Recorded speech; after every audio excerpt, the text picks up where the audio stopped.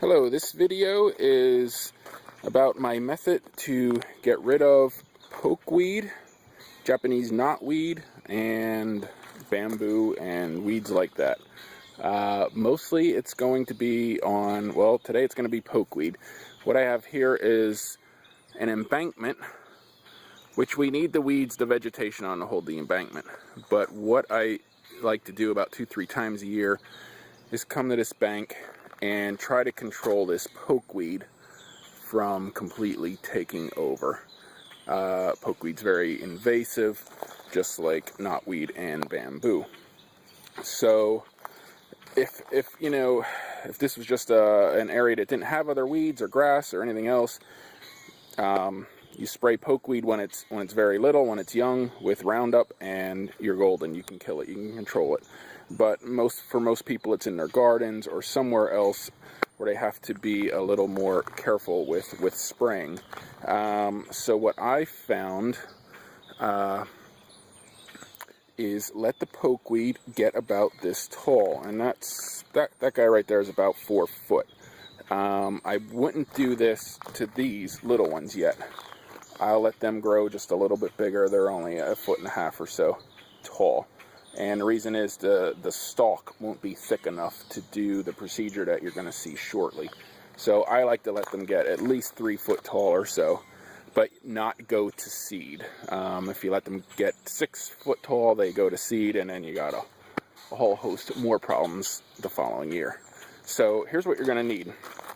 A cutting device, typically a machete. I just use my rip saw here because it just works perfect. You want something that you could do a quick, clean cut. Even shears might work, but it tends to squash it a little bit. This makes a nice, quick, clean cut. Then you're going to need some sort of rod like this. This is just a steel rod, a metal rod. I'm not even sure what the hell it is, where I got it from, but a coat hanger, something like that. Preferably something like this, just a little bit thicker than a coat hanger. This is maybe twice as thick as a coat hanger. You're going to need something like that. The worst case scenario, a small screwdriver, although it should be pretty long but thin. So finding the right screwdriver is a little tricky, but you could get away with that. But something like this is better. And then your Roundup. This isn't actually the Roundup brand. This is the generic glyphosate, which is the active ingredient in Roundup. I don't buy my Roundup from Lowe's or Home Depot or anything like that. I actually go to Tractor Supply.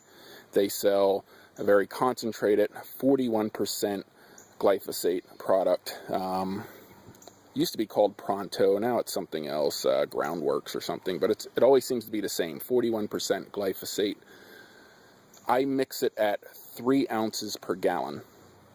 And that's pretty much what I use for all weed control. I've been in the property maintenance business for about 10-12 years, so I've done my share of weed control and experimenting and everything else. So this is the procedure I came up with.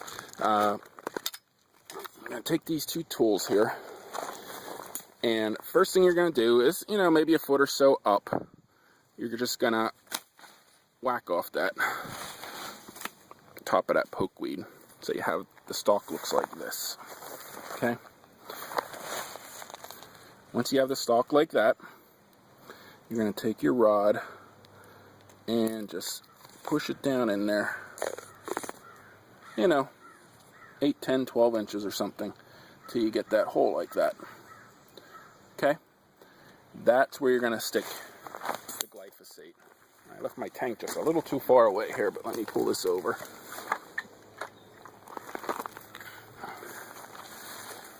And you take your nozzle. Don't shove it in there, or it has to displace the air and it kind of shoots back out at you. So kind of just hold it just a little bit back like that. Squeeze the trigger very, very gently. Just enough to fill it up. Let it foam over just a little bit there. Hopefully you can see that. And that's it. That's all you do.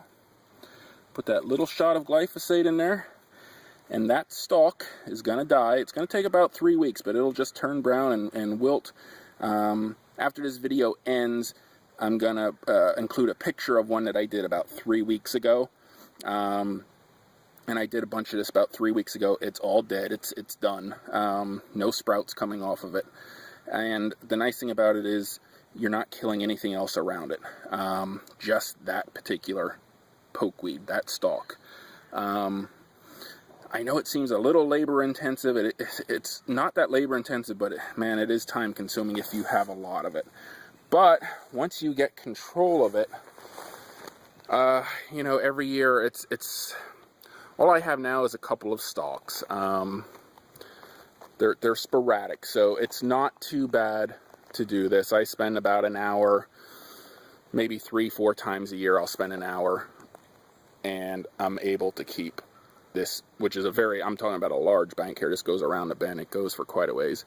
So about an hour, a couple times a year doing this method, and I'm able to keep the pokeweed from completely taking over the entire property, which is what it will do if you don't do something about it. Any questions about this process? Yeah, feel free to comment with a question. I'll try to answer any questions you might have. But this works very well for pokeweed, Japanese knotweed, and some bamboos. You have to experiment with it, but some bamboos. The reason you need that rod to push down in there is you probably figured out by now, there's membranes. Obviously, bamboo has the membranes. If you don't poke it down through, you're not going to get very much, if any, chemical in there. So you do have to poke it down through. So that's pretty much all you need. Your glyphosate, a cutter, and a rod, and a little bit of time, but you can control this stuff. And this method I found works pretty darn well. So, thank you.